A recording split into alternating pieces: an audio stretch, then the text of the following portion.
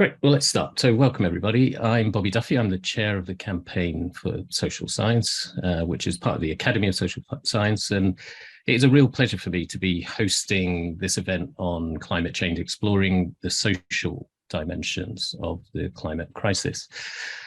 So as you'd expect from an organization like us, we'll be focusing on the urgent need to combine both social and technological solutions to address the challenges of climate change, with panelists outlining this in theories and in very practical examples and applications of this. And it is, as I say, hugely important to social science and to the campaign that that role is recognized. And part of our commitment to that is we've created a climate change and sustainability hub within the framework of the Academy and social campaign for social science, which I'm sure Steve Grundy, who is our head of the campaign, his excellent work pulling this together, and I'm sure Steve will put a link in to that in the chat for you to see. And there's some excellent pieces on there, and as we'll see reflected in the discussion today, they all highlight the social aspects of making transition on things like energy use and new types of economic thinking to inform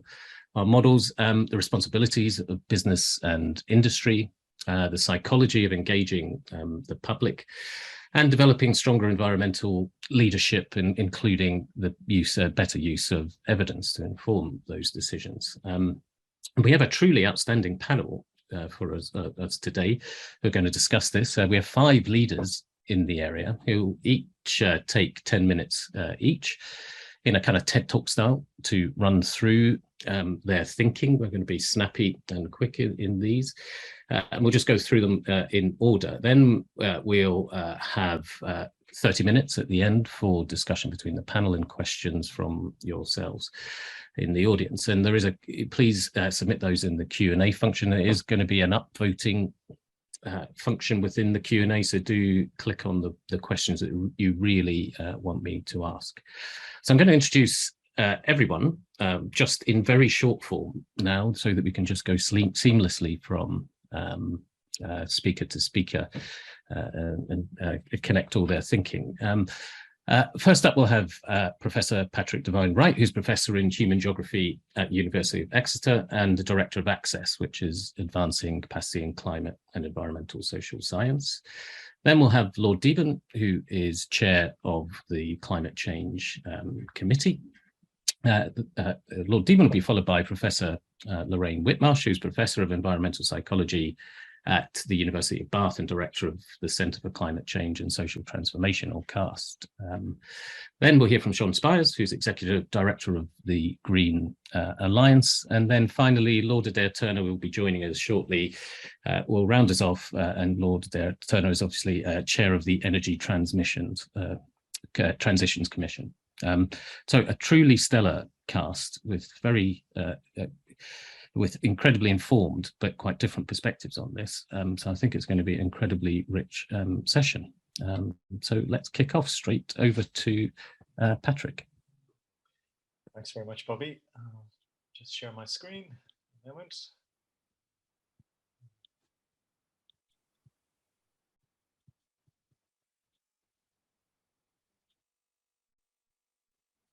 Okay, how does that look? Is that all right?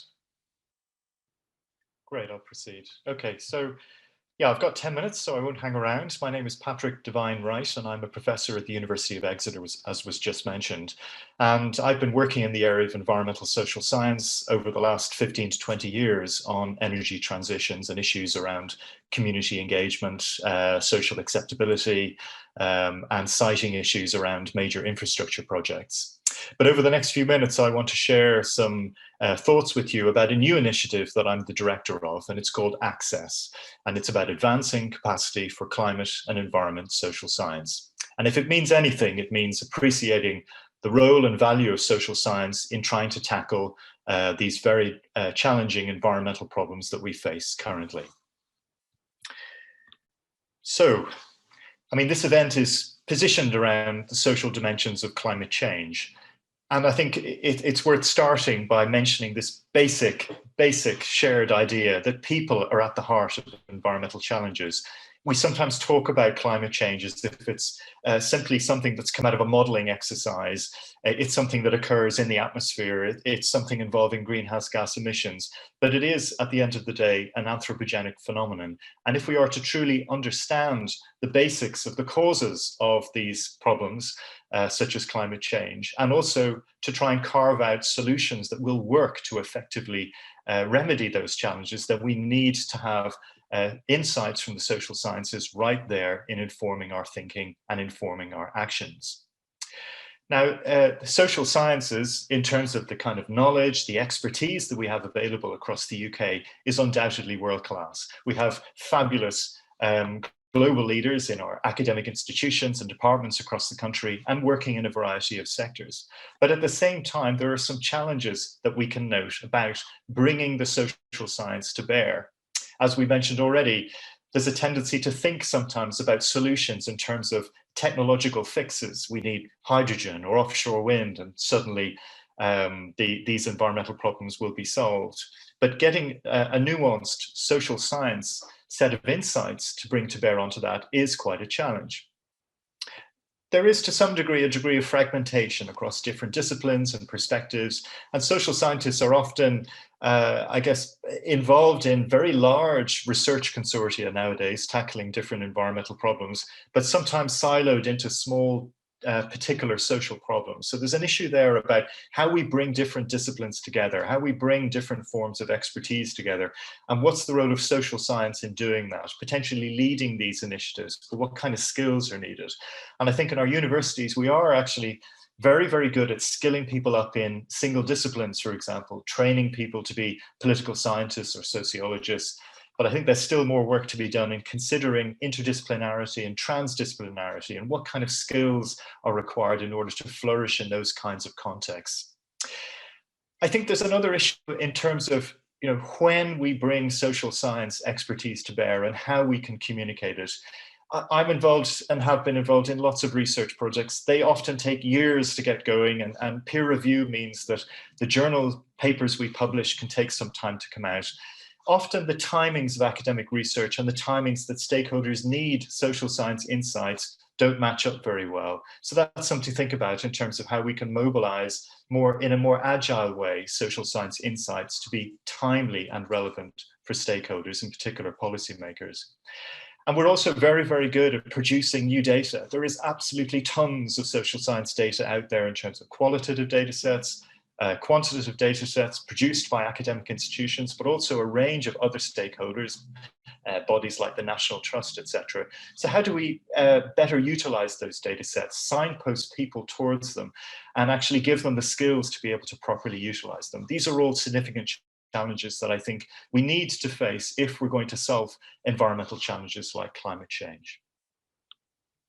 So the Access project, which I'm the director of, stands for Advancing Capacity for Climate and Environment Social Science. And it's based on the presumption that we need structural and behavioral changes across a whole range of levels and institutions in our society if we are to reach these fundamental goals of net zero by 2050, but also those other broader environment challenges around biodiversity, sustainability, etc. So there are significant changes ahead, and we need to mobilize social science knowledge in all its diversity to tackle these problems. But in terms of how we do that, we think that increasing the agility and the accessibility and the use of social science insights in order to co-produce evidence with stakeholders, policymakers in particular, is an absolutely crucial ingredient towards tackling those problems. And Access is a 5-year project. It's only just got going, and it's a significant investment from the Economic and Social Research Council.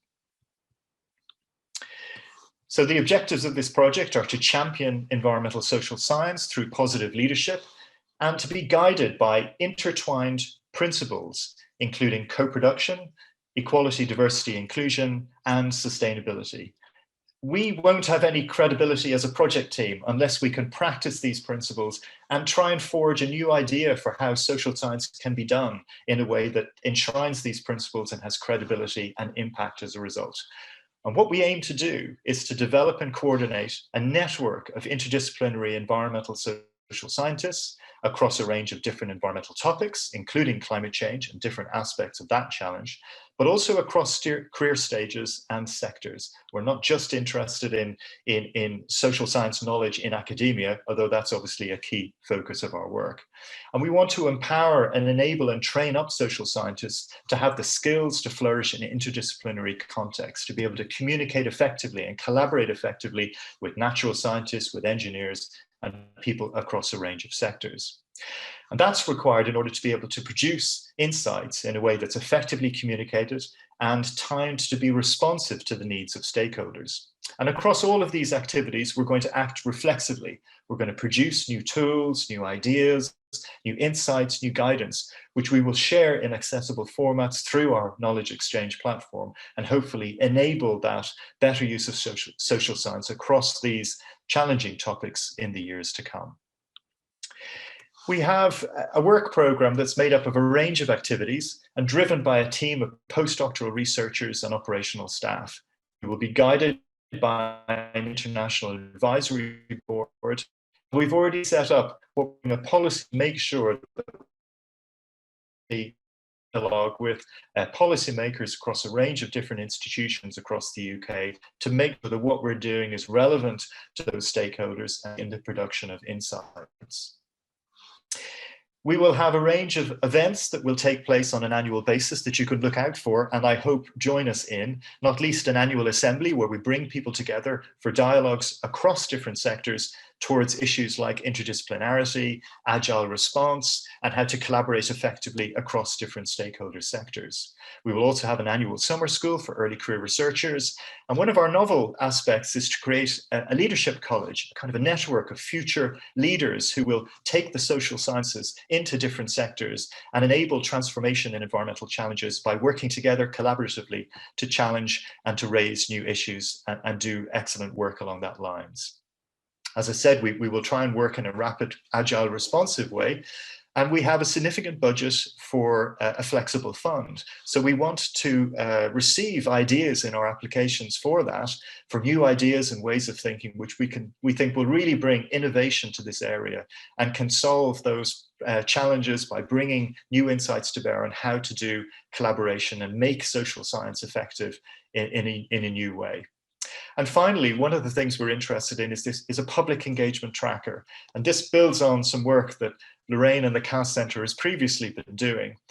You know, we're pretty good at devising surveys and capturing data about public engagement on a monthly or a quarterly basis. Social media opens up new opportunities to track public engagement with environmental problems like climate change on a daily or hourly basis.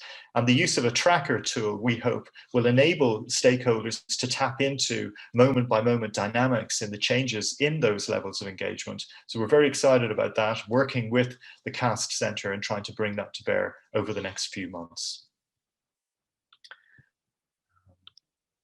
So now that's a pretty challenging series of objectives to set ourselves, but I'm pretty sure we can meet that because we have an excellent team behind us, and we want this team to grow across the next few years. We have a leadership team made up of people like Professor Gillian Annable, Lorraine Whitmarsh, who's on this call today, various people from universities like Exeter and Surrey. But we're not just a bunch of academics interested in kind of giving off theoretical ideas to the world. We have a deeply embedded involvement of, for example, the nature agencies, bodies like English Nature and the Environment Agency, who are part of our leadership team, and ensuring that we don't stray too far from a kind of a real world contact and engagement and that co-production approach I've mentioned. We have a very broad team of academic co-investigators who are leaders in their fields across different environmental challenges, including climate change, and a range of partner organizations across different sectors. And we're interested in growing this over time. So do get in touch if you're interested in following up this and joining our network and getting in touch with our events.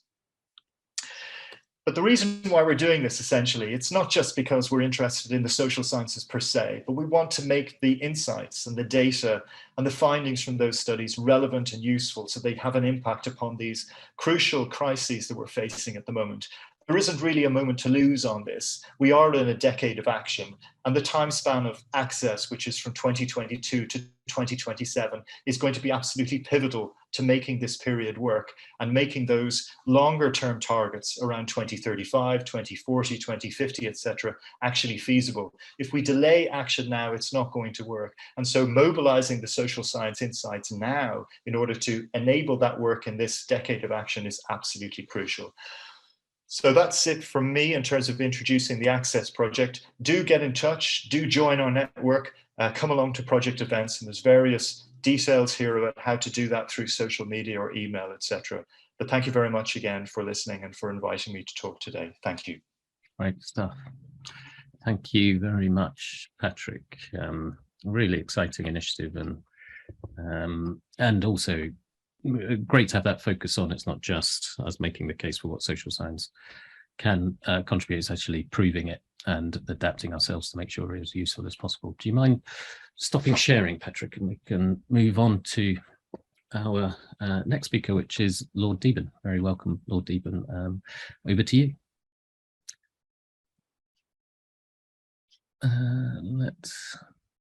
Shall we come back to you, Lord Deben? We can, if you don't mind, Lorraine, we can skip to you, and then in the meantime, hopefully, we'll come back. Lorraine, do you mind? Yeah, no taking problem. The next lot. Thank you. Yeah, well, it's very nice to be joining you, and yeah, I can hopefully elaborate on some of the things that Patrick just talked about. So I want to particularly, though, focus on engaging the public with tackling climate change. This is a major focus of what we do in our centre, and I'll touch on some of the things that we do in CAST. As has been mentioned, there is nothing short of a societal transformation needed to tackle climate change. That's clear from the IPCC's work and many other reports, as well as the CCC, the Committee on Climate Change, which Lord Deben chairs. So there is now extensive evidence that it's systemic change that we're talking about, and that includes behavioural change, engagement in different behaviours, changing organisations, and a whole lot of social science that needs to underpin that. We're not on track. We've done quite well to decarbonise our energy supply, particularly in this country, but we have made very little progress in terms of decarbonising energy demand, and that's really where a lot of the sort of social and behavioural elements come in. And so if you look at some of the recent reports, actually the amount of behaviour change needed to get to net zero is pretty staggering. There was a report by the Hot or Cool Institute at the end of last year, which said that the average UK carbon footprint needs to come down from 8.5 tonnes of CO2 per person to 2.5 tonnes in just over 7 years. So that's a staggering amount of change if we're to keep within 1.5 degrees warming. And most of the measures, according to the Committee on Climate Change, that we need to get to net zero will require some level of behaviour change by consumers, things like reducing car use, switching to electric vehicles, adopting heat pumps, being less wasteful, etc. But actually the remainder of what is required will involve behaviour change and different decisions by professionals. So in actual fact, pretty much all of the measures needed to get to net zero will require the involvement of people. And you can see here some figures from the sorts of things that are effective to reduce carbon footprints. This comes from work by the UK Energy Research Centre. And so there's a lot of transport things there. There's also some dietary things, cutting down on red meat and dairy in particular, energy use and so on. But by comparison, recycling, which is the sort of thing which actually a lot of people think is quite effective to reduce their carbon footprint, is dwarfed in terms of its carbon benefits. I mean, it's a good thing to do, but it's definitely not the most effective thing we can do. So there's a long way to go from where we are at the moment in terms of what people are doing to where they need to be. The good news is that the public is worried about climate change. Concern about climate change has been growing over the last 4 or 5 years in particular. In the UK, where it's almost 85% of the public saying they're concerned about climate change, that figure has actually doubled in the last 6 years. And almost 3/4 say that they have a role to play in tackling climate change in terms of their own behaviour. So that's the good news. There's also pretty good news from some work that we did very recently in collaboration with Ipsos Mori to ask people what they think about various net zero policies that would actually involve some level of behaviour change. And you can see we included quite a lot of different things here, from frequent flyer levies to things like subsidising electric vehicles, low traffic neighbourhoods, higher taxes on red meat and so on. So spanning different sectors and different types of policies, but they all have in common that they would involve some impact on our behaviour. And you can see that there are, for all of them, more support than opposition. But the things that really come out as being quite widely supported are frequent flyer levies and changing product pricing to reflect environmental impacts and phasing out gas boilers and so on. It's interesting, we've been digging into some of the reasons why some of these things are more supported and why things like, say, meat taxes might be less so. And fairness is really important, actually. It underpins a lot of the rationale for why things like frequent flyer levies are so popular, is because actually it embodies the polluter pays principle. So if you fly more, you should be made to pay more for that pollution. And richer people do fly more, and people know that. So there are some interesting insights sitting behind these sort of headline figures. And yet, despite that sort of relatively good news in terms of the public being broadly on board with climate change and the need to implement lots of different policies to get there, there are actually lots of barriers that stop people acting on those views. Some of those are at the individual level. In some cases, people don't know what is the most effective thing to do. I've mentioned that recycling is quite popular. People do that and they actually think that's making a bigger difference than it actually does. There's less known about, for example, the impacts of diet on climate. So we can easily fix some of these barriers by giving people more information. The socio-economic structural barriers are more challenging. They will certainly require more intervention by government, business and others to remove the barriers, remove the cost barriers, the convenience barriers to changing people's behaviours. And then engagement actually is really key, because what we know is that imposing solutions on people just doesn't work. We've seen high profile protests in France and in the UK around various sort of energy and carbon taxes because they just were not workable for people. They would prevent them from getting to work, for example.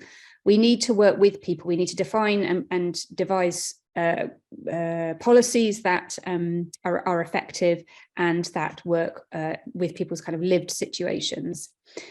And so just to give you one example of how we can do that, there's been a sort of a rise really in deliberative engagement methods. So this is really where you do much more in-depth engagement with the public to understand their informed views about something like climate change.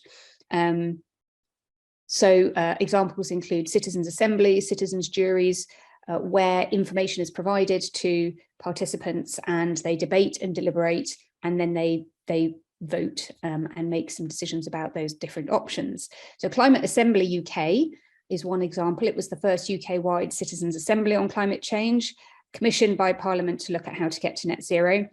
And 108 members of the UK public were involved in that. They represented the wider population in terms of age, gender, location, and even levels of concern about climate change. And they met over 6 weekends 2 years ago to learn about climate change and how to get to net zero. Lots of different options were considered. They quizzed the experts and they came up with a lot of recommendations for what we should do. And just to give you one tiny bit of insight from that, a very, very big report, many hundreds of pages of insights came out of that. But on the left, you can see some high-level principles that were that came out of that process that really cut across all different areas of policy. Fairness is very important to people, as I've mentioned. Taking advantage of wider benefits. So net zero policies should also be good for, say, local economy, the people's health and well-being, and biodiversity.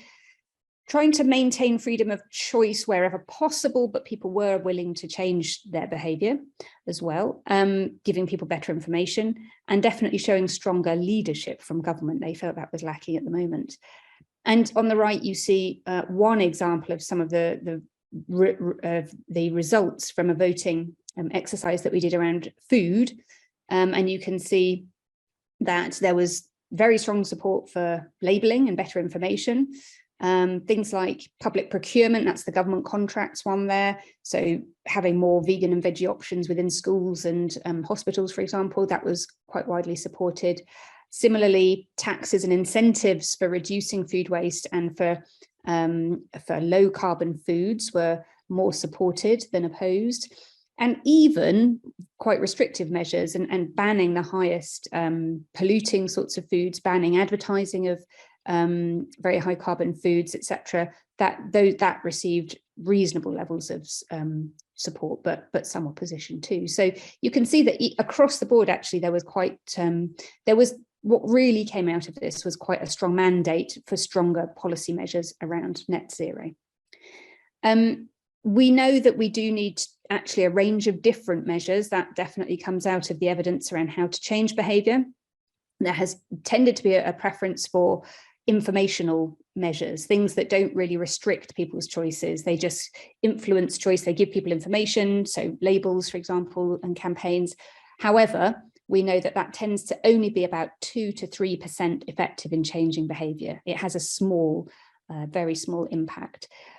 Moving upstream, so actually shaping the context in which people act through economic measures, regulatory measures, and so on, that can be extremely effective, so up to 100% effective. But actually you do need both, because you do need to bring people with you. You need to explain why we're needing to transform society and why these wider upstream measures are happening. So we need downstream and upstream, but at the moment we don't have enough going on at the upstream to support people to make those choices. So just before I finish, I want to just give you a quick few examples of the sorts of things we're doing in our centre to around these different types of interventions. So they range from things like working with a tech startup, Greener Beans, to evaluate their app that allows you to make low carbon swaps in your shopping so that you can have a greener diet. We're working with the charity Possible to see how their climate perk schemes work. That is where employees are given extra days off to allow them to travel in a low carbon way on their holidays, because it tends to take longer than flying. We're working with Anglian Water to test a water efficiency behaviour change campaign, with Waits Construction to look at their whole business in terms of delivering on their net zero targets, and with various local authorities and Scottish Government on several projects around reducing car use, and many, many other things, but they wouldn't fit on the slide. So I think my time is up. To reiterate, we need very significant social behavioural change to get to net zero. We need to focus on those higher impact behaviours than we have tended to. We need engagement, and we need to co-design measures with the public that are fair, that achieve those wider co-benefits. And we need a whole range of different upstream and downstream interventions. And I'll leave it there. Excellent. That was brilliant. Thank you, Lorraine. Great to have that evidence, and very applied, and showing how decisions can be informed on the basis of that. And you can end up doing the wrong thing if you don't have that type of evidence. Very, very useful indeed. Let's try, before actually I try, Lord Dean, do submit your questions in the Q&A, and do vote for the ones that you want us to particularly focus on when we get to that discussion. But let's see if we can hear from Lord Deben now. Well, I've come in and out. Can you hear from me? Yes. Very good. Thank you. I've now extended the total amount of technological ability I have with this thing, and like most people, it's turning it off and turning it on again, which makes me think. Exactly. Anyway, well, I do come to you with some proof of my involvement, because one of the two things that I had, if you like, in my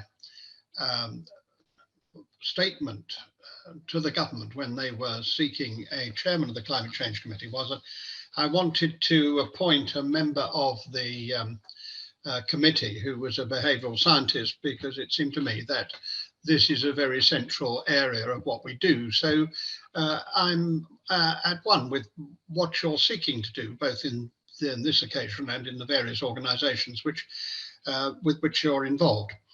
And the reason is very simple, and that is exactly explained by Lorraine in what she has just said, and that is that we need to change very many of the things that we do. And I'm very keen on us facing the fact that we need to change in a natural way, if I may put it like that, because one of the problems is that there is a very unpleasant streak of Puritanism in the Green movement, which seems to me to put a lot of people off. It certainly puts me off. I don't think I am morally better from being cold, morally better from not travelling as much. What I want to do is the things which I want to do, but to do it not at the cost of the planet. And I think that sums up what people are hoping to do. And we have to accept that right from the beginning, because the lesson of history is that, praise God, bare bones in the end didn't win, because people wanted Christmas and mince pies. And there is no way out of that. And therefore, if you believe in behavioural science, you've got to start off by facing the fact that people do have some fundamental attitudes with which you have to work, and not working against them. That's why Puritans always lose, because they are not working with the grain of human beings. And so the second thing is that we have to be absolutely sure in the science that we use. The Climate Change Committee has been successful over now 13 or more years, fundamentally because a later speaker, Adair, who started it all off, started with the very serious and important intention of making sure that we got the facts right. That the one thing people couldn't criticize us for was the basis upon which we put forward our reports.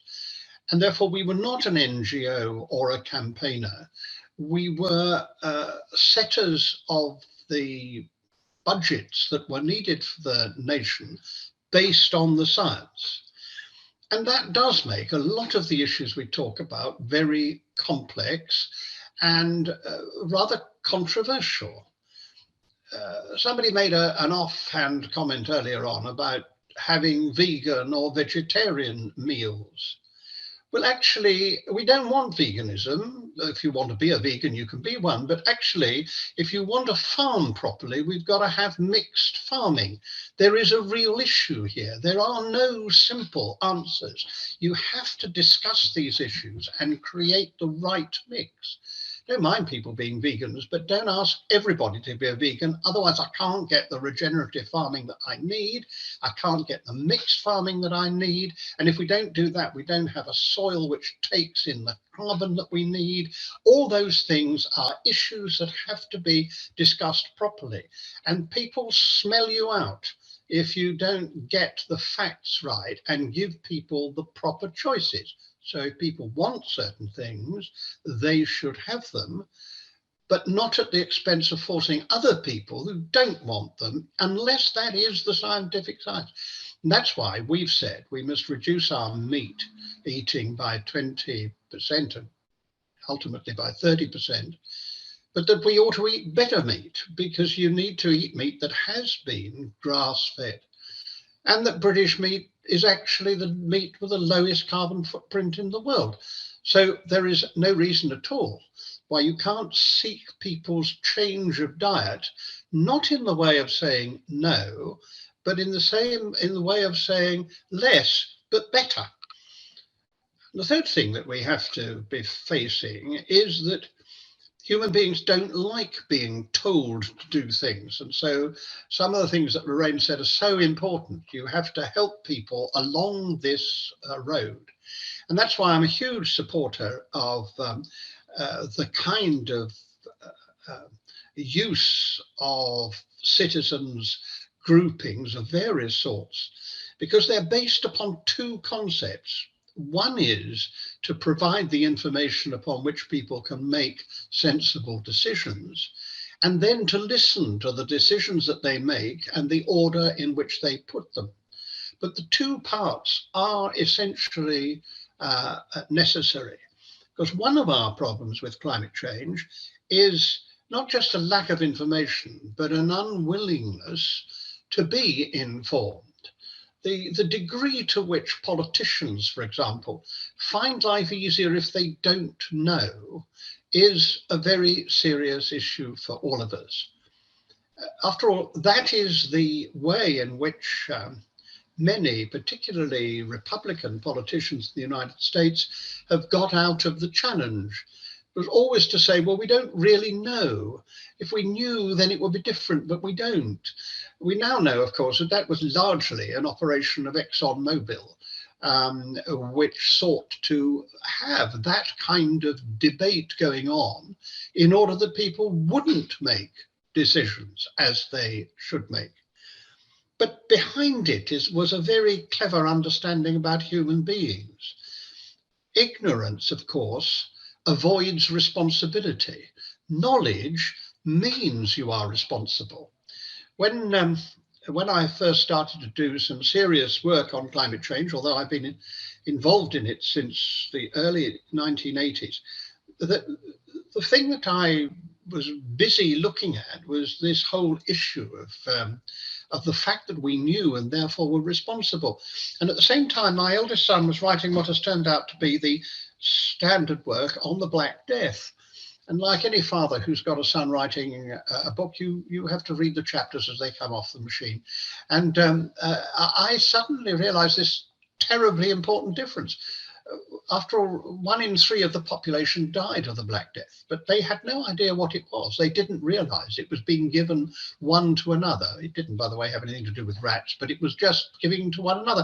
So they did all the wrong things. I mean, they gathered together in churches and things, which is exactly what they shouldn't have done. But they did not know, so they were not responsible. We do know, and we are therefore responsible. But the knowledge is not just an acceptance, which it now has been. You know, there are no climate change deniers now, there are only delayers. They are, of course, actually deniers, because if you actually believe in climate change, you know how urgent the answers are, how important they are, and how quickly you actually have to change. And that knowledge, of course, demands a response. And that's what we've found in the citizens' assemblies and the like, is that the knowledge is what demands the response. Now, you don't get the same response. And so that brings me to my fourth point, which is that when you come to look at those responses, you have to look at them, it seems to me, in the context of the societal values which they represent. And already said, the first of those is fairness. And I do believe it's a very fundamental societal value, but it's particularly fundamental in Britain. We have a thing about fairness, and therefore you can't do these things unless you are creating a fair transition. And I've always repeated again and again, it's not just that you need a fair transition because that's morally right. I don't just hold that because of my ethical and religious views. I hold it because you don't get it otherwise. It is a practical answer. If you don't have a fair transition, there won't be a transition. So you have to have a fair transition for that reason. And there are other societal values which people are concerned, but many of them are connected round either the reality or the appreciation of fairness. And that's why, although I honour the Chancellor of the Exchequer, who brilliantly allowed us to spend 6.7 billion on offshore wind in order to transform our energy system. Unfortunately, he did it by putting the bill onto the electricity bill. Now, there are 20% of the population who only have electricity, and therefore they have been paying an unfair proportion of that part of the transition, although a large number of that 20% are the poorest, because that's why they only have electricity. So it's a good example of doing the right thing, but doing it in the wrong way. And for me, that has to be a very important part. And the last thing I want to talk about is something which I hope you won't mind as academics, but most of the stuff that is produced doesn't fall on the right ears because nobody understands it. I took the Climate Change Committee round the country. We had a national conversation. It wasn't to inform people, it was actually to listen to people. And one of the things that my very, very bright team hadn't realized was that words which they found perfectly simple, and indeed we would find perfectly simple, are actually not understood at all. The word retrofit, for example, was not understood by people who were actually having a retrofit, who were actually having it done to them, either because they were in social housing or because their landlord was doing it or because they'd chosen to do it. But the word retrofit doesn't actually work. I banned the phrase kilowatt hour in the Climate Change Committee because I don't believe anybody knows what a kilowatt hour is in any sense of knowing. Even if they could define it, it doesn't actually affect them because you can't feel it or smell it or touch it. And that is a reality. Whereas their bills, they do know. And if you want to talk about pricing, you should talk about it in terms of people's bills, of their outlays, of what they really understand. And this isn't insulting. This is to accept what to me is the most important piece of behavioral change that we need to accept. And that is that the people who have to change are everybody. It's the whole of society. And thank God, the whole of society are not climate activists. What a terrible society it would be if everybody was a climate activist. The whole of society can easily be people who want to do the right thing, and most people do. They may go a bit further than that and say that I will put myself to some trouble to do the right thing. But they aren't people who are going to be entirely self-motivating, nor are they going to have an annual, a daily update as to what they ought to do. So for me, the biggest thing that you can do is to help government and industry actually to talk the language which ordinary, moderate, sensible people, not of the extremes, can understand and can then act upon, because knowledge is so important. If knowledge brings us responsibility, it is also very unfairly spread. And I end with just this simple story. I have in the last 18 months bought an electric car and a heat pump. Buying an electric car, if you have the money, is the easiest thing in the world. There are a whole lot of people out there who know about selling, who have a lot of cars, who will bring a car to you and you can try it and you can make a decision because they know about how you get people to buy cars. Buying a heat pump is almost impossible. And I'm chairman of the Climate Change Committee. I mean, I do know about these things and I do have a very big team. But first of all, you have somebody who says, oh, Lord Deben, what a good idea to have an electric heat pump. Unfortunately, not for your house. I mean, other houses, yes, but not your house. Now, I do have a very effective, almost as good as a heat pump, gas-fired central heating system. And then the next lot come and tell you about it and say that they will do it, but then you realize they are actually cowboys, or they've never done it, or they can't do it, or they've no idea. And the only reason they don't warn you against it is they wouldn't warn anybody against anything as long as you pay them. And it takes some time to find the answer. Now, if Mrs. Miggins is going to find that answer, it has to be a simple answer, and it has to be one which is readily available, that she can pick up a telephone and say, I have a 3-bedroomed semi-detached house, like about 10 million other people, and I want to know what I should do, the order I should do it in, and what advantages I get.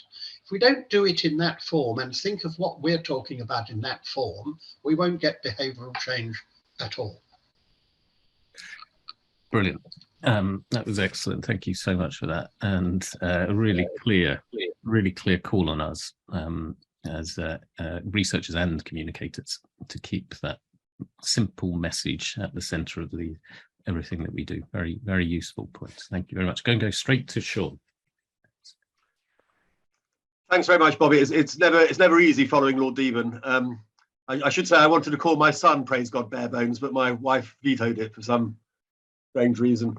So I was going to say something about Green Alliance and how we work. I guess like all think tanks, we're about landing policy ideas politically. So that, I guess, is what distinguishes us from academics. But I hope policy ideas that are firmly rooted in the evidence, and we do have a history of working closely with academic institutions and organisations like CREDS and so on. We're also conveners of the environment sector and sometimes of businesses as well. And we work across a number of policy areas: energy, industry, skills, circular economy, green finance, land and farming, and so on. So it's a really broad range of issues and different modes of thinking about ideas and how to land them. So and the one graphic I probably should have had on a PowerPoint slide is our policy funnel. We always try and think about where we are in the policy process, starting with framing ideas, and examples there would be coming up with a proposal for an office for carbon removal because there's a sort of very little credibility in the carbon offsets market, try to give some credibility to that, or work on a land use framework, how to get the nature, carbon and food that we need out of our finite land space, or natural infrastructure schemes, how to get private finance into land management, including carbon storage. So kind of big ideas which people haven't necessarily thought of. Then further down the policy funnel, you come to policy recommendations. So on the natural infrastructure schemes, we did a test and trials with DEFRA to actually see if this kind of bright policy idea was implementable, and worked with National Trust and a group of landowners in the Lake District to try and get that thinking into the government's environmental land management schemes that it was setting up. On the agricultural, on the land use framework, we haven't actually well, there is a general agreement the government has to introduce a land use framework, but we've also come up with some quite worked through ideas on what an agricultural support scheme that supported the aims of a land use framework would be, how to incentivize farmers to produce the public goods that we need. Other examples of policy recommendations would be the commit and review plan for offshore wind some years ago, saying to the government, if you commit a certain amount of money to offshore wind on the basis that the industry will bring down the costs, that would be a good thing to do. And that has been successful beyond anybody's imagination, really, in terms of how cheap offshore wind became quite quickly. Or the idea of an office for environmental protection to replace the role that had been played by the European Court and the European Commission after we left the European Union. So, and the further down the funnel is is advocacy and political engagement. That might be very direct advocacy, working with MPs on bills such as the Environment Bill, and indeed with peers. Or it would be working with groups of NGOs. At the moment, we're working quite closely with this is not directly a climate issue, but you will have seen in the last few days, the National Trust has said that the government appears to be declaring a war on nature, and we are working closely with the National Trust, the RSPB, and others on that campaign. And we also helped set up a new coalition called Warm This Winter, which is, I think, the first really serious collaboration between environmental groups and social groups about how to address the cost of living crisis in a way that's going to ensure there wasn't a cleavage between social and environmental groups. So a particular emphasis in the Warm This Winter campaign on insulation, also on immediate support for consumers' bills. So that is probably less urgent. There is still a need for support, but that argument has been won to an extent. In all of this, I think the mode that we would work in is very, very important to be kind of practical. And I think Patrick's mentioned, and Lord Deben's also mentioned, the need to make one's thinking understandable. Our target really is policymakers and MPs very largely. We work with a group of organisations who are reaching out to the general public. I think it's really important that we can demonstrate the public is on side, and I'll say a bit more about that later. But even so, there is no shortage of policy reports. I remember when I first worked for CPRE, somebody suggested there should be a 6-month moratorium when nobody wrote any reports so that everybody could read the reports that were mouldering on their desks. So we do try to get our reports boiled down into infographics, quite simple presentations. And indeed, for a short while, Green Lions did sort of ban proper prosy reports. There is a kind of, there's a good need for long, chunky, footnoted reports. But if you're trying to get to policymakers and MPs, it's quite often the case that you need a punchy report and a short meeting or a podcast or whatever. On science versus social science, we've been really lucky recently in recruiting some fantastic scientists with recent PhDs and so on. But I think the mode in which you have to operate in a think tank is in the policy world, and so it is kind of immediately the scientists have to become, if you like, social scientists, if that makes sense. And I'm struck by the role that Nick Adair, who leads Creds, plays as a guy with a PhD in nuclear physics, I think, but was a policy head for carbon breach. I can't remember where he was. Anyway, he then made a career as a policy head. And I think our scientists sort of become social scientists. I say this slightly defensively because when I first started mixing with the chief execs of the environmental organisations, one in particular used to speak so contemptuously of anybody with a degree in PPE who obviously knows nothing. And I was sort of keeping my head down as somebody with a degree in PPE. But I think that all the very bright scientists do have to develop social science, and we have recently at Green Alliance trained some of our scientists in economics as well, so just a short course so that they can speak the language of policymakers. Now, in terms of landing the ideas, if I had been giving this talk a couple of months ago, I would probably have said that we, and I don't mean Green Alliance, I mean we collectively have won a serious commitment to net zero, won the argument that it's not net zero versus growth, that net zero is a way to get growth, and that we'd won the argument for a farming policy based on the principle of public money for public goods, the public goods including a lot of work on climate adaptation and mitigation. I think there was a real wake-up call we had during the Conservative leadership campaign, and I'm not 100% convinced this would be different in any other party, where we realised just how shallow was the commitment to net zero, with one of the candidates talking about net zero being unilateral economic disarmament, and also how thin was the knowledge base on these issues. Lord Deben said that we assume as a sort of climate community a lot of knowledge. It became clear in the Conservative leadership campaign that people who had been around a long time didn't really have the facts. I'm also very struck by the fact that when Boris Johnson was asked how he was converted to climate action, he said it was that he had had a briefing from the chief scientist and realized that this stuff was serious. But I was amazed that as he'd managed to be mayor of London for 8 years and foreign secretary without having a similar briefing. And there is really a knowledge deficit, I think, which we need to address. I also think there's a challenge for all of us. I'm trying not to be too political here, but if you believe in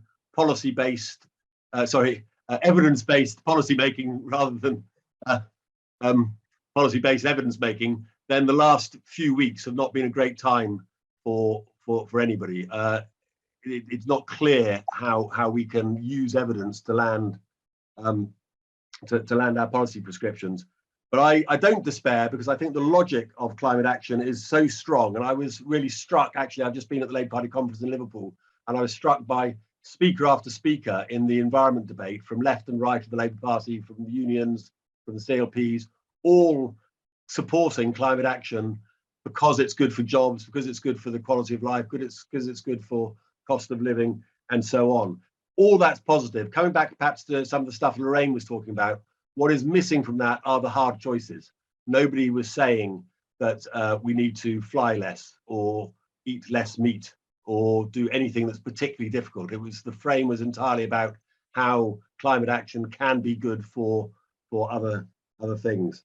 So I'll just end by saying where this sort of the last month or two of a kind of juddering of action on climate has got us. Following, I guess, the hike in energy and food prices following the Ukraine war, and now the new government's focus on growth. It's still nominal commitment to net zero, more than nominal. The civil service machine is carrying, but it's clearly less of a sort of defining goal of the government. And I think we need to go back to some serious work, which Green Alliance has been doing for about 10 years. We had a climate leadership program training or informing MPs on the need for climate action. In the last couple of years, all the MPs have said to us, "Oh, we know it, we don't really need it, we're committed." And I think we now realise that we do need to go back, work on that again. And what we particularly need to do is build on some research we did with Lancaster University and Professor Becky Willis, who's Professor of Energy and Climate Governance. She wrote a report for us on building a political mandate for climate action, which really said that MPs sort of know that this stuff's important, but they also don't think it's got any relevance to their day-to-day work as MPs, and they also don't feel pressure coming from their constituents. I think that has changed since Becky wrote the report, because there is clearly climate has become a kind of top 3 or 4 political issue, and the environment more generally. But I think we need to sort of redouble our efforts at both the policy prescriptions, which I think are pretty clear. I think we all know in policy terms what we need to do to address this problem, and CCC's done a huge amount of work on that, which is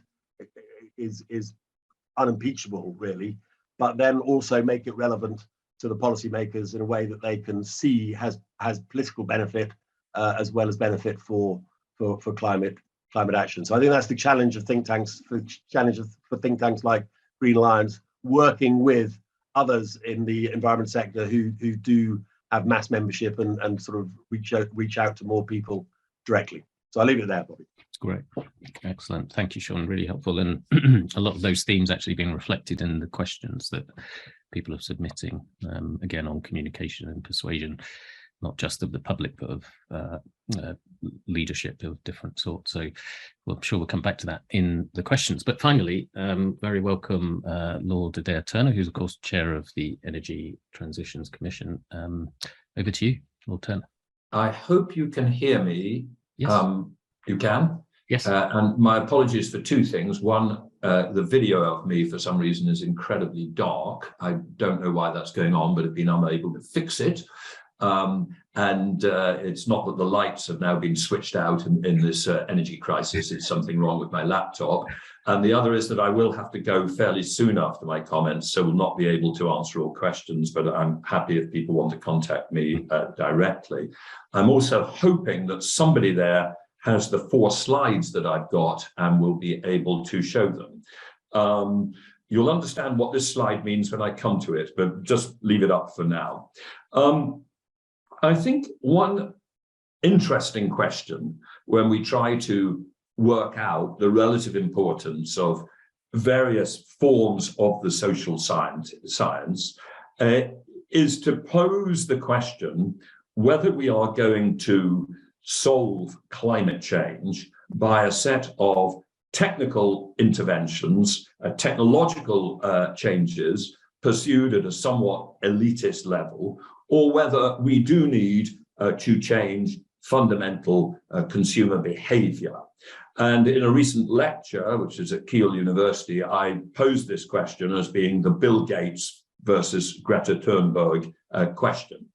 Bill Gates, broadly speaking, is a techno-optimist who says we can develop technologies whereby we can move to a zero carbon economy, and frankly, it won't change people's lifestyles and it won't disturb them all that much. And the Greta Thunberg argument is, no, we need a fundamental change in our lifestyles. And I think the thing I would like to say is that I'm actually more on the techno-optimistic point of view than the other side, but that it varies very significantly by sector. And I think we need to understand that there are some sectors of the economy which will proceed in a somewhat technocratic fashion, and where consumers will not see all that much of a change in their lifestyle, and others where they will have to get engaged in what is going on. The good news is that overall, technological progress over the last 10 to 15 years has been dramatic. We have seen reductions in the cost of renewable energy, solar, but even more important for the UK, offshore wind, of 70% or so. And I have to say that when we were back at the Climate Change Committee, when I was the first chair before John Deben back in 2008, we produced estimates of what we thought would happen to the cost of offshore wind, onshore wind, and solar.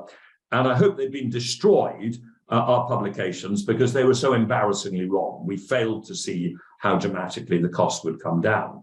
The cost of batteries for electric vehicles has come down 80% or more, and the cost of producing hydrogen in a green fashion from electrolysis is now also collapsing. At the overall macro level, this means that, and I tease my good friend Nick Stern about this, whereas he said in the Economics of Climate Change report that he thought there was a balance between a cost of getting to net zero, which might be 1.5% to 2% of GDP, versus hugely greater benefits of avoiding harmful climate change.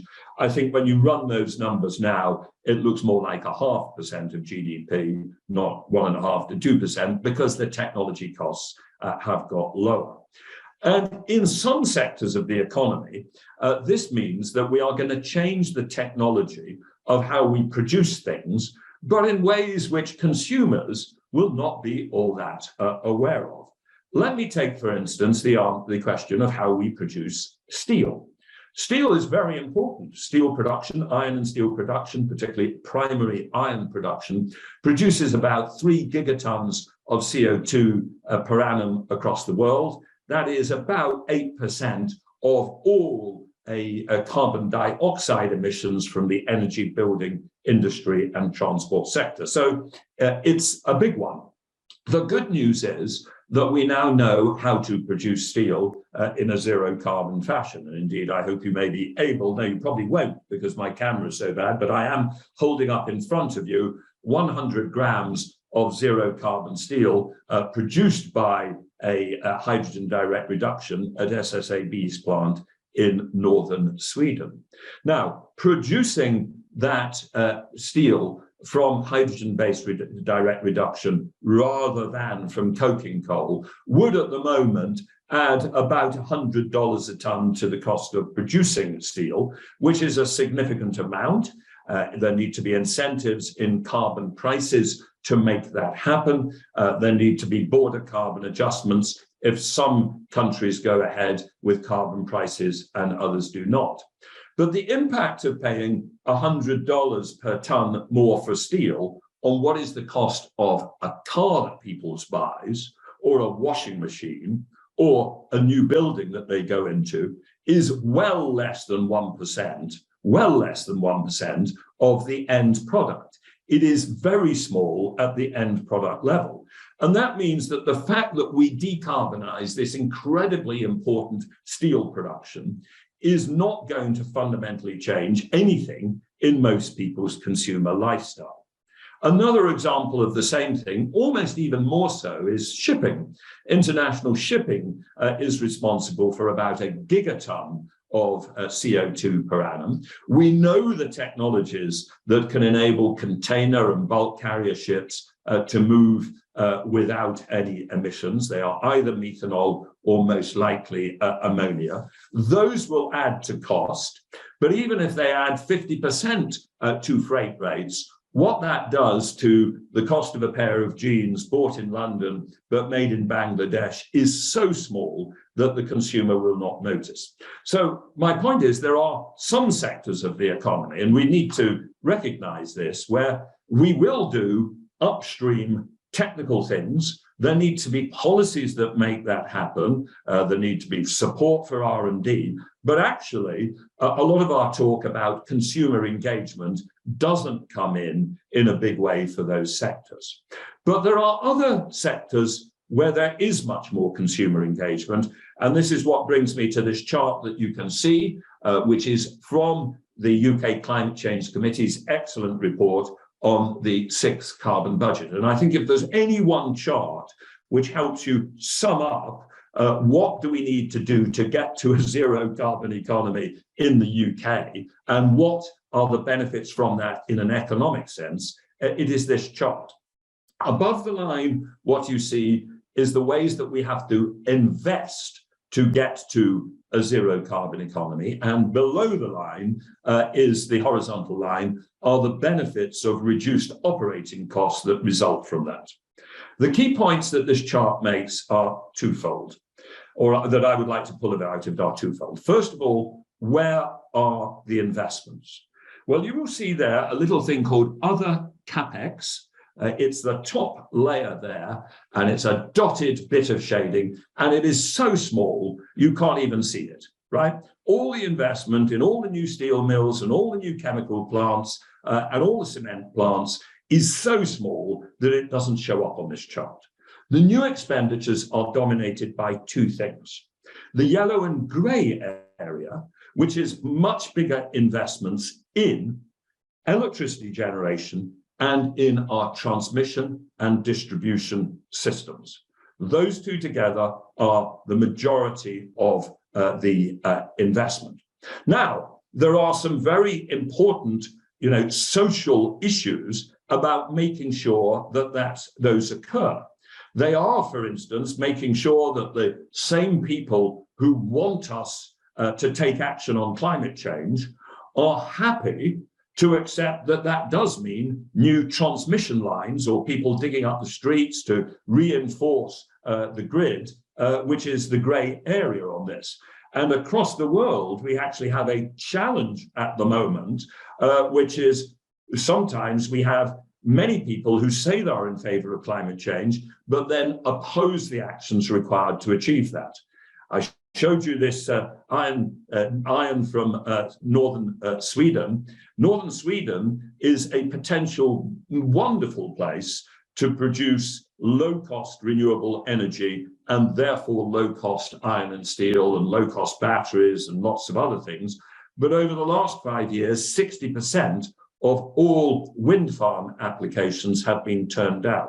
So that is a crucially important area of investment, the yellow and the grey. And the big issues there, they are techie issues to do with the way that we do grids, but some of the most important issues are about mobilizing social support for large-scale physical infrastructure. The second big area above the line, and I could debate this, is actually the blue area. That is surface transport. That is actually the purchase of electric vehicles. My own belief is that eventually electric vehicles will be cheap as internal combustion engine vehicles, and that therefore there isn't a big area above the line there. There isn't incremental investment. But even if there is, John Deben said it earlier, buying an electric vehicle is a relatively straightforward thing. The sales mechanisms works. The financial system provides deals for those who don't want to buy up some, but to lease it. There isn't really a complicated social challenge in the process of getting that blue area of investment. Where there is a complicated issue is in the orange bit, because that is investment in homes. And actually this one, I have a suspicion, may be lower than actually is required, whereas I believe that EVs may be higher. That is investment in new insulation, and it is investment in heat pumps in particular. And if I could just completely agree with what John Deben said, he, as the current chair of the Climate Change Committee, has apparently struggled with the process of buying a heat pump. I, as the former chair of the Climate Change Committee and the chair now of the Energy Transition Commission, have spent the last 1.5 years trying to place an order for a heat pump. And it is an immensely challenging issue, and most people will not push it through to the end, as John and I have done. And all the issues that John mentioned about who do you trust, who is a good certified provider, where do I go for information, what will this do to my home, they could easily prevent us doing that orange investment at the pace that is required. Whereas, as long as we have carbon prices in place, I think that much smaller bit of investment in new steel mills or cement mills, cement kilns will happen. The second point I want to bring out of this chart is a distributional chart, which is the very different implications of the balance of positive and negative on different groups of people. In relation to electric vehicles, net, it's going to be a big benefit to consumers. You can see that fairly quickly, the CCC estimates for the operation cost savings that people have, buying electricity, which is cheaper than petrol, the area below the line, is massively higher than the investment that they have to make above the line. Once we get this right, it will take a bit of time to get it right, but once we get to the 2030s, average household budgets are going to get a major benefit from the switch to electric vehicles. But with an interesting distributional issue between different household budgets.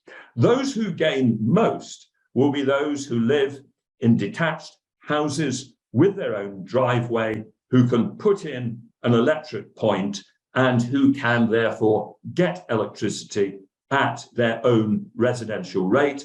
And if they're clever, do a tariff where they only charge overnight and get it at a very cheap rate. People who live in apartment blocks or in other forms where you do not have your own ability to charge it are going to pay on-street prices, which are not going to be just a little bit more. They're going to be 3 or 4 or 5 times more to pay for the charging infrastructure. Overall, this is good news for household budgets, but we have a very complicated distributional mix between different households, and we've got to look at that and work out, how to make sure that the change happens despite that. But broadly speaking, probably in that area, you broadly speaking leave it to the market. There will be those distributional effects, but I'm not suggesting we have to offset them. And by the way, they will be offset a bit by the people who are in the apartment blocks are also the people who probably say, well, why do I need to buy an electric vehicle at all? Why don't I go public transport? Why don't I go pedestrian? Why don't I go bike? Why don't I go electric bike? The bigger problem by far is the housing bit, the buildings, the orange above the line, and then the orange savings below the line, which are there, but they're much smaller. And we don't have such a big effect that everybody will gain.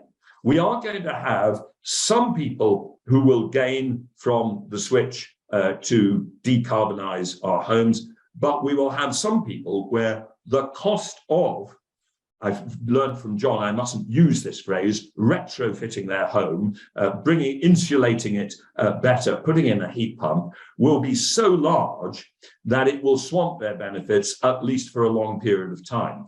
And we also have in this area a very different cost of capital for individuals.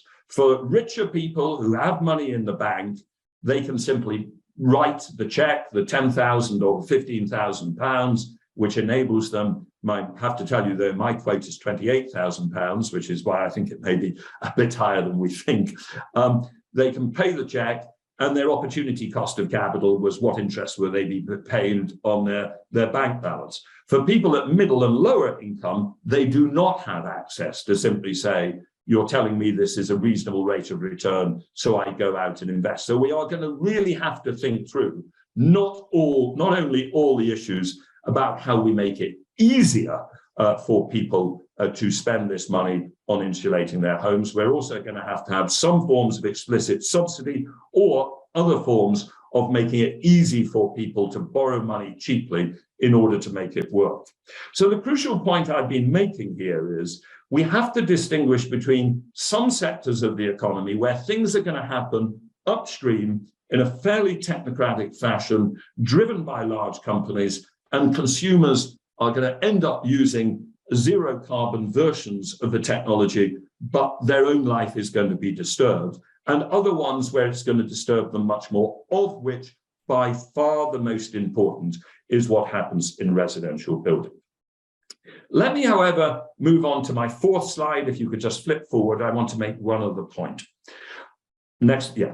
Overall, I am a techno-optimist in everything to do with the energy, buildings, industry, and transport sectors of the economy, which is to say that eventually, I think we will be able to afford most of the lifestyle we have at the moment because we have technological fixes to it. Now, let me be clear. There are some areas where I would love there to be major consumer change, as if at all possible. I am not a fan of enormous SUVs going up the streets of London, and the idea that people will take an enormous SUV, a diesel or petrol SUV, and replace it by an enormous electric EV SUV does not fill me with joy. But I do think that if people are silly enough to want to do that, actually technologically, we can give them a zero carbon EV, both in its manufacture and in the way that they use it. My biggest concern on behavior change does not relate to energy, building, industry, and transport. It relates to everything to do with food and land use. And I think we really do need here to address the issues of diet and behavior, etc. I think we are fundamentally understating globally the emissions from agriculture because we have failed until recently to realize the enormous importance of methane emissions, which I think we should be thinking about in terms of what's called the 20-year impact, which implies the higher end of the range of CO2 equivalent emissions shown on this chart. I think correctly accounted, we should be thinking about food and land use emissions globally as being about 25% of all CO2 emissions. And that is fundamentally coming from the consumption of red meat. That is what it is fundamentally about. Most of it is either livestock related methane or it is the destruction of rainforests because of soya feed for cattle production. And the challenge here is that eventually we may have a techno-optimistic solution in synthetic meat, and I think we should support that in R&D as strongly as possible. But until and unless we get that, and I think it's less certain than our ability to produce zero carbon steel, I think one of the biggest thing that individuals can do in the short term is, and John said it, not cut out their red meat immediately, but significantly reduce their red meat consumption while making it something higher quality. So this is one of the areas where I would like to see social science bringing to power all its understanding of how we nudge and frame individuals' decisions, leaving it to the individuals, but at least making them aware of the huge carbon footprint which comes from red meat and encouraging them in that direction. So my contribution today has been to try to talk through these different areas of the challenge to get to net zero, where I think there is a different balance between where we can rely on, as it were, technocratic technical solutions and where we need to engage people, address distributional issues, and in some cases, achieve behavioral change. Thank you. Excellent. Thank you so much, Lord Turner. That was brilliant. What an excellent chart. Gets so much information across in that when you talk through it, and a vitally important point about agriculture at the end there. Thank you so much. I knew this would happen, that we would go longer on the talks because they're so interesting.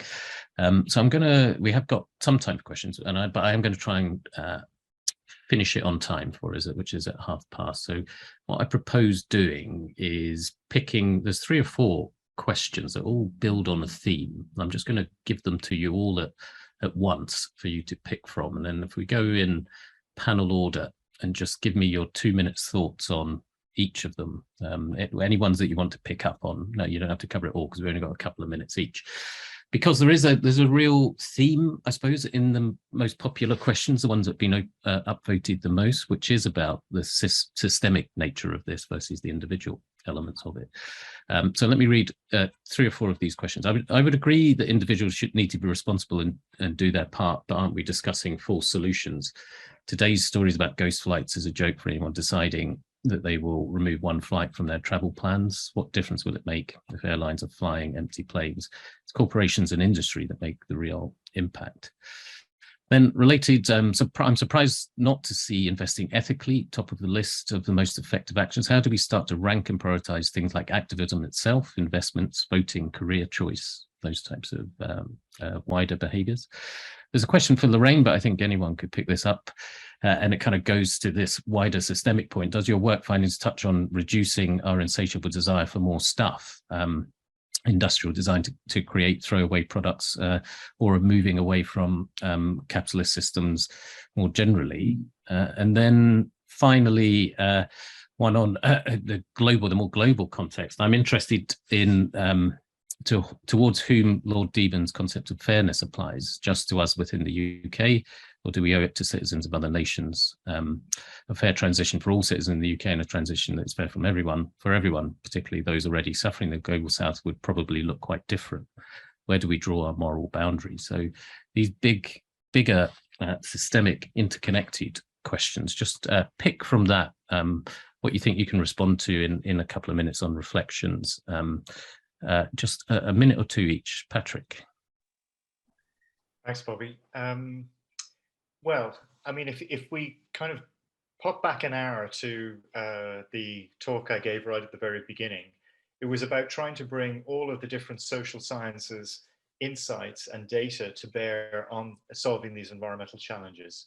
So I think what I'd like to stress really is that there is a lot of useful social science and disciplines like political science and sociology, and there are ways of bringing insights to bear on transitions that apply at the structural level to many of those kind of upstream interventions that Lorraine was talking about.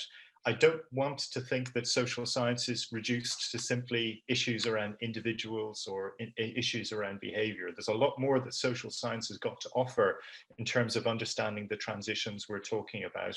And as was mentioned already by Lorraine, the need to do both structural change and individual change. It's not a binary. It's not one or the other. We have to do everything really. And I think social science has produced really useful insights on that. I think some of the questions have brought to the fore the idea of usable research, understandable research. And I think academics are very good at producing understandable outputs, but they're written outputs that are understandable by other academics. And I think what we're really talking about today is trying to translate, to communicate those insights and findings in ways that MPs, citizens, households, communities can readily understand. And I think there's a lot to be learned still on that effective engagement and communication so that these insights go beyond the ivory tower and have more effective impact on the world. But I think there's a lot more to be provided. And I think there's something there about, I guess, academics across the social sciences becoming better communicators, better able to engage with decision makers and stakeholders and publics across society. But I also think there needs to be a better appreciation of the breadth of what social sciences can contribute and the diversity of different issues and different ways they can provide contributions. And that's something that we would like to emphasize and help with in the Access program over the next few years. Great, thank you, Patrick. Let's come to Lorraine. We'll do it in the order we actually presented. Yes, so around the issue of like, does it even matter if we just cut out a flight if the plane is still going? That is the sort of thing that we hear, but actually businesses are pretty good in general at kind of getting signals from consumers. So as Patrick says, one of the roles that we have is as a consumer to say, I will or will not buy this particular thing or take this particular mode of transport, as well as these other roles that we have, you know, to engage politically and do other things too. But, you know, so it's interesting, if you take the example of food consumption, actually, people have been reducing the amount of meat in their diets over the past decade without any government intervention whatsoever. And that's been, you know, about changing kind of interest in the provenance of food and sustainability and ethics and various other things. And importantly, businesses have seen this and they have invested massively in plant-based foods and in alternatives to red meat, etc. And that in turn then increases the range of those products, which then makes them more attractive, more affordable, etc. for the public to start to choose those things. So you actually see businesses responding to an emerging consumer demand, and then that encouraging the consumer demand. So I think it actually does matter what we do as consumers, and I think that feeds into those structural changes that happen on the business side. And this point about kind of stuff and, you know, buying more stuff, I think that is a huge issue. I think we're sort of sold this myth of consumption that actually the more stuff we buy, the happier we'll be. That's almost, you know, implicit or even explicit in a lot of advertising and marketing. Whereas actually the evidence shows that the more materialistic people tend to be the least happy, actually, and that people that have greener lifestyles, broadly defined, so lower consumption lifestyles, tend to have higher well-being. And that's evidence that we found across surveys of many different countries, but also lots of other evidence points to this as well. So actually it is a myth that the more stuff we buy, the happier we'll be, but that is what's kind of underpinning a lot of kind of advertising and marketing. So that means we need to challenge that. We need to tell people that they won't necessarily be happier if they have a bigger house and if they take lots of holidays and buy more stuff. And we need to promote the circular economy. So it doesn't necessarily mean binning economic growth and you know, green jobs. Actually, it's about investment in repair and reuse and the kind of circular economy more widely, so we can still have jobs in those things that actually mean that we encourage us to hold on to things for longer. So I think that there's a lot to be done in that area, but actually the evidence suggests that we would be better off if we didn't buy so much. Yeah, and I think we can draw too simplistic a line between individualistic and structural or systemic changes. The one feeds into the other, and there's interconnections between them, and it means you can't have one without the other in those ways. So that separation we need to be careful of and think a bit more systemically. Lord Deben. Oh, you're muted. I think this is a genuine muting. Let me tackle first the issue of fairness.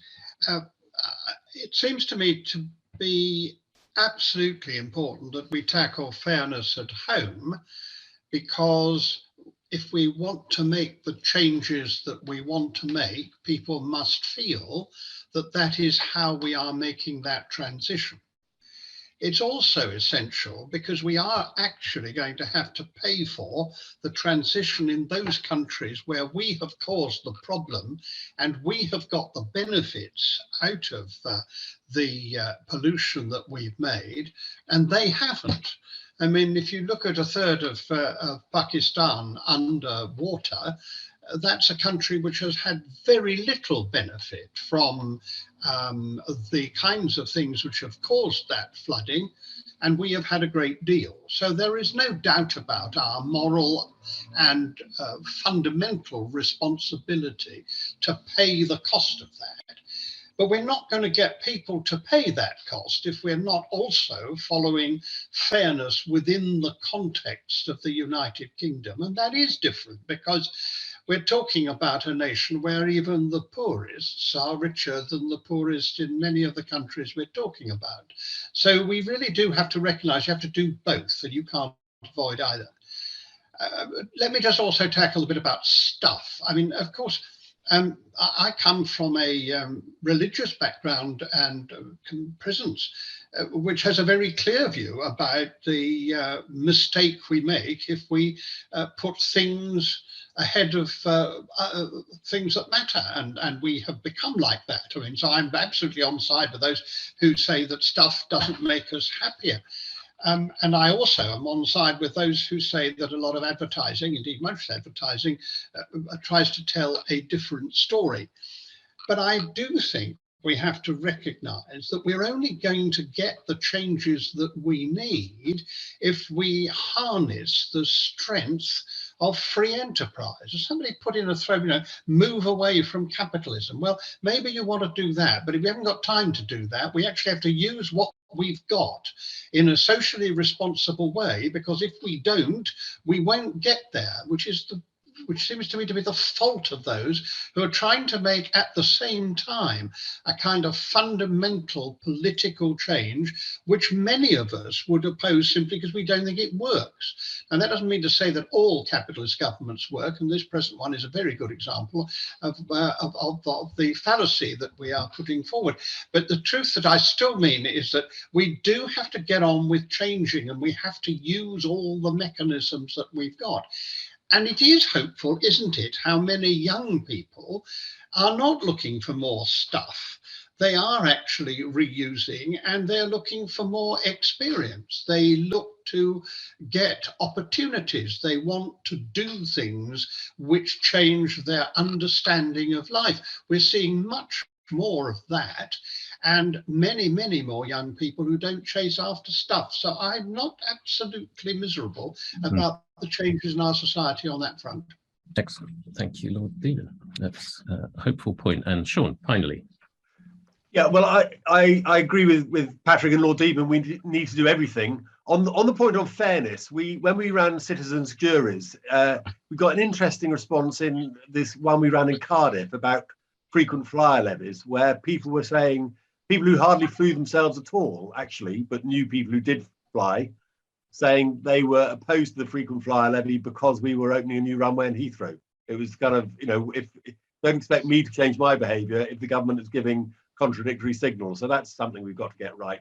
But as a policy-focused think tank, or a think tank focused on policymakers, we have not done a lot on individual behaviour change. We've been we produced a report 3 years ago on the sort of simple changes that we thought a Conservative government would make to get on track to the carbon budget, so that we could deliver net zero by 2050. And it was a kind of don't frighten the horses sort of prescription: bring in EVs by 2030, work on the circular economy, some stuff on energy efficiency, which hasn't happened, but it was really important. Some changes on land use, which seem to be happening, and we now learned in the last week might be about to be reversed. And then we have heard, actually buried in the Chancellor's budget, our fifth proposal, which was a pathway for more onshore wind and solar, which is there, and is kind of quite a big policy win. And all those things, relatively easy and good for the economy, and actually not going to be particularly startling for individuals, would get us on track to our carbon budgets. That's where we focus a lot of our work. Great. It is that mix. We need all of those efforts in those different directions. Well, thank you, everyone, for that. We have run 4 minutes over, so I'm sorry about that, but it was such a brilliant and rich discussion, different perspectives. So just left for me to say thank you, great deal of thanks to Sage Publishing for support in this event, and more generally with the Campaign for Social Science.